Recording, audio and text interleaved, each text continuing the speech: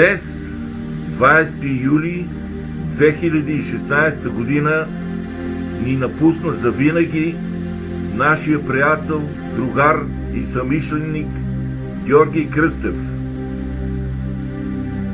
Голяма и неизразима скръб притиска сърцата ни. Скръбта, която гнети.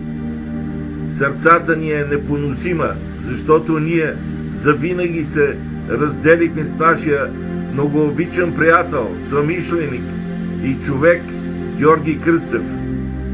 Горещ родолюбец и защитник на националните правдини, живееше с дълбокото убеждение за високото призвание, за сигурния напредък и светлата бъдина на България и на българския народ.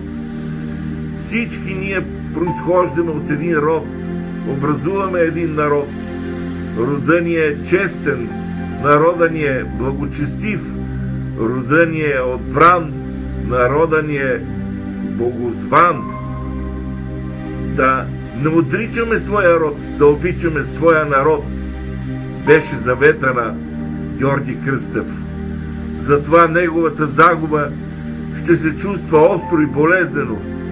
Аз му казах учителю. За мен той е такъв, затова че неговия патриотизъм и хуманизъм е впечатляващ.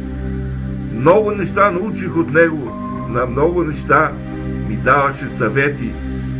Ако носеш шапка на главата си, винаги бих я свалял при среща с него, както преди много години я свалях при среща на учител. Не мога повече. Мъката ми за учителя е голяма. Бъди благословен, учителю. Предлагам ветрове неукротени и пътища с далечен звезден бряг. Предлагам ти аз цялата вселена и искам българското там да е навред. Вечна ти памет, учителю.